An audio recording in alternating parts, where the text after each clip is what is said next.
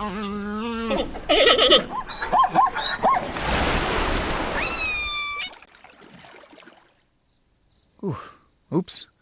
Sorry about that. Where was I? Dear animals and human animals, welcome to Session 0 from the Moral Deliberation Front, hosted by the Worldwide Spiderweb. We're here to discuss the violent reality of the climate crisis and how to go about it. For us, the violence inflicted onto the earth isn't just some fuzzy concept. Already here on the savannah, not even the lions can escape from the heat waves, the droughts, and the loss of grasses. We know this isn't part of the circle of life, but a part of a much larger, more deadly beast, the climate crisis, caused by a violent system the humans of the North have created. And how to fight back against this violent system? Now that is a crucial question, and its answers are not so black and white, as we are. Should we be violent, peaceful, or maybe something in between? While they say every human has unique thoughts, just like every zebra has unique stripes, their voices on this question are largely controlled by the herd. About the topic of violence, they prefer to stay as silent as the sand in my savannah. But we all know that if you keep silent about something and bury it so deep that no traces are left behind in the sand, eventually its shadow will creep up on you and bite you in the tail. So, we started the Moral Deliberation Front, not as a call for violence, but as a call to openly discuss it. In the way a resilient ecosystem thrives on diversity and exchange, we must exchange our voices and views, leaving no one left behind in isolation. So we ask you, the human behind the screen, whether you're an activist or yet to become one, to stay silent for just a little while longer. Put down that black rectangular device, prick up your ears, and listen to our voices about the violence inflicted onto Earth, and what to do about it. When we're done, you'll have plenty of time to think about it on your own and discuss it with your fellow beings. I'm Zebra, the moderator of today's session. I'll be as impartial as possible. Heck, I'm not even sure if I'm black with white stripes or white with black stripes. We're here with respected animal activists, the panda, the badger, and the unforgettable orca. Hi all, I'm very happy to be here. Hey everybody, I'm glad I made it just on time. I was digging a tunnel until deep into the night. Hello. Good to see you all here in these digital deaths. Okay, let's dive right into it. Maybe first you could all share a bit more about why you do animal activism. Panda, why don't you start?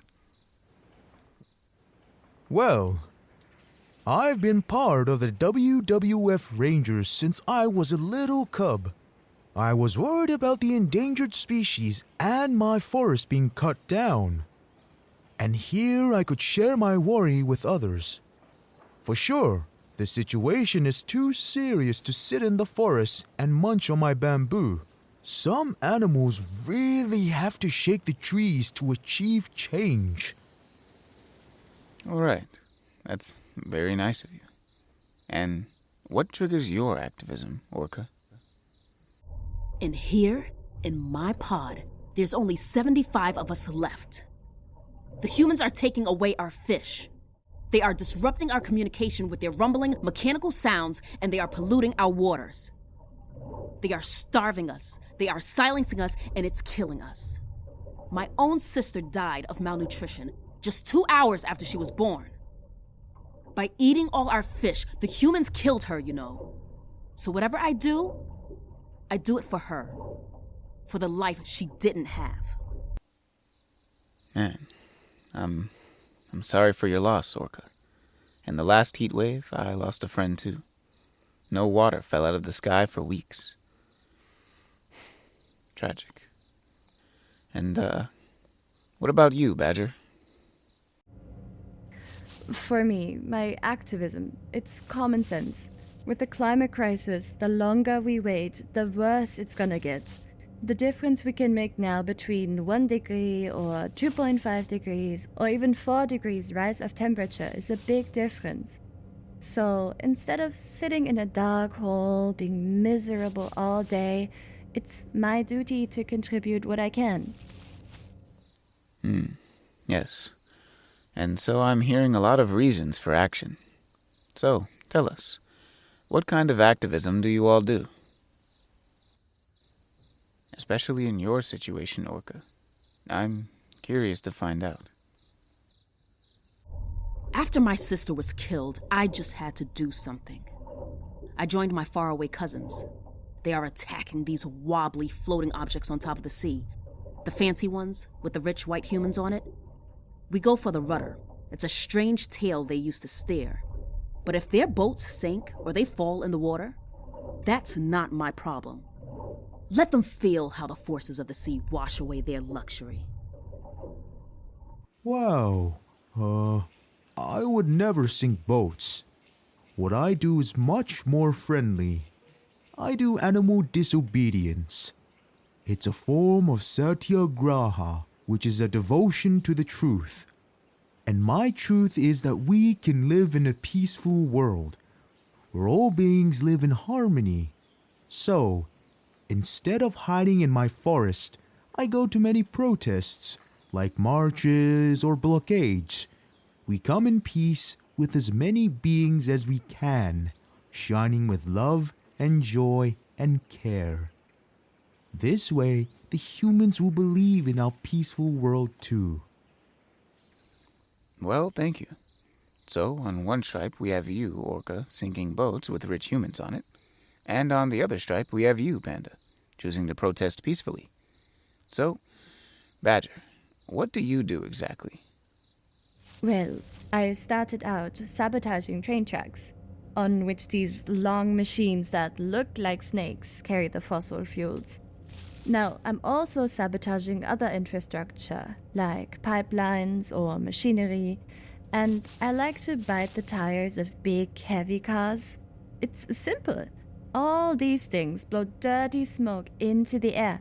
This poisons the sky and the soil. The humans know they have to get rid of these things anyway, so I'm just helping them a little. Aha! So, we have Panda, who is very peaceful. Badger, who sabotages things. And Orca, attacking boats. And with these different forms of activism, how are they effective? Let's start with the most mild method. I guess that would be you, Panda. So, I go to protest to capture the attention of the humans, because we are there in our loving and harmless ways. This way, we can plant a seed in their mind that something needs to change, and then we can demand the right impact in the right places. You know, inside of these buildings taller than trees, where the humans dressed like penguins waggle in and out of. I understand. And Badger, care to share more about your strategy? For me, sabotage is a logical calculation. The things I sabotage blow dirty smoke into the air, which destroys nature. If I destroy the objects, nature can still survive. And if I keep destroying these objects, at some point, they won't feed the humans enough of these green papers with silly numbers on it anymore. Then the humans will simply stop building it. And then... I'm sorry to interrupt, but Badger, humans get very upset when you destroy their things. Yes, they don't like it, but I'm just interested in what is effective. The humans can still agree that the dirty smoke is bad. I get what Badger means. The humans need to realize their system is twisted. They need a splash of ice-cold water in their face. They are in these ivory yachts, laying in the sun until they turn into the color of lobsters, and they think they are untouchable. When we attack their boats, we show them they are vulnerable too, and that they are not above the rules of nature. Hearing all of your different ways of taking action against the humans from the north and their system, it leaves me wondering, How do you look at violence? What does that word mean to you all? How do you see it, Panda? You know, what humans see as violence is something that hurts them. Like if you would scratch them, or growl at them, or even break their objects. But they have to understand, this is all direct violence.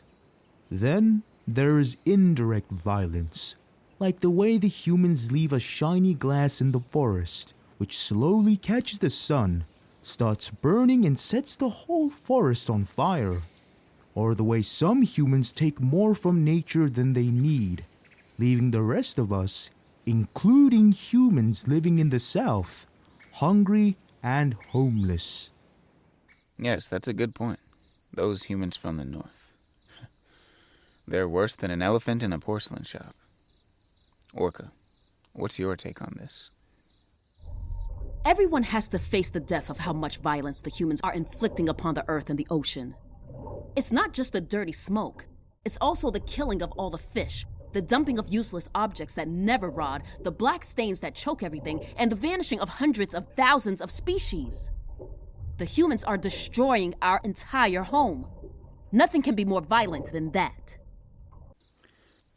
Fair enough. And, how would you describe violence, Badger? Hurting anything or anyone that lives, I define it as harm. But those big companies some humans work at from sunrise to sunset, those are the most violent ones. Like this company with the yellow seashell, they dig deep into the earth for fossil fuels. They are damaging entire ecosystems just to feed their endless hunger for more green papers. They are harming life. And you should always stay away from harming life. I see. So, with all the violence the humans from the north are using in their endeavors, do you think it's justified to use violence in your activism to fight against them? Orca, I assume you would say it is. To rise up against the violence the humans use against us, I call it self-defense. We're fighting for our survival with every fin we have. Confronting the alpha humans and their twisted system is like fighting a monster. A very rich, powerful monster. Orca, you are more strong to fight monsters with peace. Just because some humans or companies like Seashell are violent does not mean you can be violent too. Instead, if we stay peaceful, it will only show who are the violent ones. This will inspire the humans to choose our side, the side of peace. Oh, my spiderweb connection is a bit broken. Please do continue. I will try to fix it. Wait a second, Panda. Because we cannot wait for peaceful protests to melt the hearts of the humans hungry for the green papers. That process is as slow as a snail. What we need to do is to stop the blowing of dirty smoke into the air. This needs to happen right now to prevent as much harm as we can. I'm sorry, but no matter how nice your motives, the humans will see it as violent. Instead of using our claws to cause damage, we can use them to gently climb towards peace. Using peace to reach peace. It's a fluffy idea, not a realistic one. Doing sabotage next to your peaceful protest is definitely justified and strategic, as long as we don't harm life itself, only objects, because objects don't have feelings. Well, there is the object, but then there is all that the object is entangled with. Hello? Can you all hear me? You sound quite crackled still. Anyway, Panda, look. If you dig really deep like I do, sabotage also helps you. Because the humans will be angry at me, and they will listen more to what you so kindly demand. The humans don't see you and me that differently. For them, we are all just animals after all. If you use violence, I would be blamed too. You are both looking at it all wrong! Why do you even care what the humans will think? Their whole society is based on inequality and exploitation and destruction, while ours is based on harmony. Because we don't take more fish than we need. Let's not drown ourselves in their rotten morals. We should follow our own instincts instead. And right now, my instinct is telling me to be wild, to topple them. When the ecosystem is so much out of balance already, we need to be careful in how we act. Ah, yes. I think I can hear you all again. Can you hear me? Yes, we can hear you brightly now. But indeed, Orca, with your path, you are entering dangerous woods. You might hurt yourself and stain our voice for peace. This peaceful world you dream about? It is a hopeless hallucination. After my sister died, my mother refused to accept the senselessness behind her death. She carried around her dead body for 17 days. She wanted to show to the humans that they are killing life, that they killed her daughter. But nobody moved a fin. The humans just took her photo and used it to get likes and hearts. They don't care. They don't feel our pain.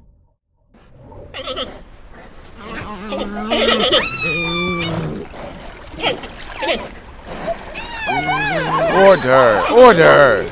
Please. Our translator cannot handle that much outburst. Before we continue, please, let's all take a deep breath in. In through the snout, and out through the mouth. Now, isn't that better?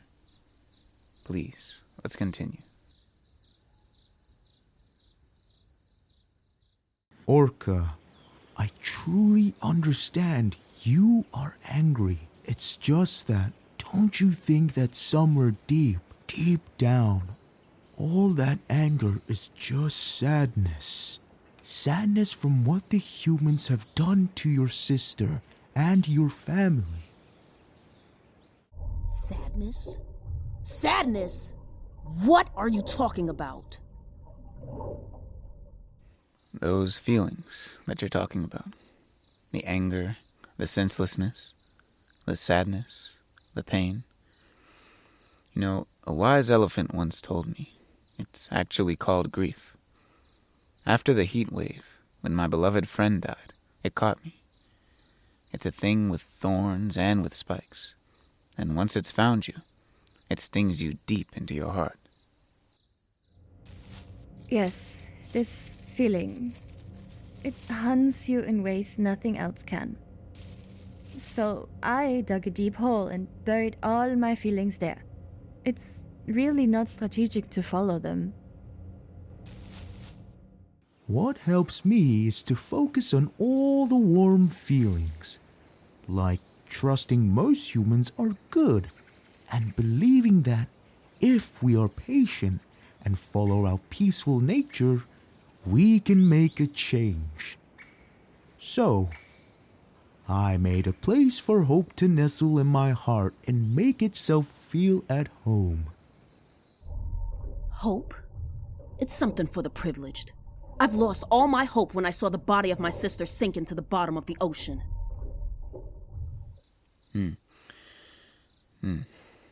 All your honesty, it makes me forget my words. I had another question, but it escaped me. And looking at the sky, the sun here in the savannah is almost about to set. So, before the stars and fireflies take over, do any of you have any final thoughts you'd like to share? Sure, I think it was a strategic choice to have this discussion. I urge everyone, let's try to bury all our feelings and focus on how we can outsmart the system. I feel humbled to have had this talk. By being together, we can support each other with the bad feelings we carry. We must not become blinded by them. I hope the revolution can be soft and peaceful. I will have to let everything that's been said sink in a little. I hope the rest does the same. And I hope we don't forget what is at stake. Thank you, all of you, for your heartfelt opinions. I know it hasn't been the easiest, but the world, and I myself, will thank you for your input. And, on that stripe, for the patient humans out there still watching us, it's time for you to break the silence now. It is hereby written, in black and white. You are invited to join the Moral Deliberation Front. So, take out this black rectangular device again. Bring your fellow humans. Get together and include everyone. Share your thoughts. Ask them what they think. Host your own discussion. A real one, as diverse as this ecosystem we know and love. About the violence in the system the humans from the north have created, and how to fight against it. For the sake of all that lives, and all beings that can feel sadness, pain, anger, love, and hope. And once again, thank you for listening. Now get out there. We've got much work to do.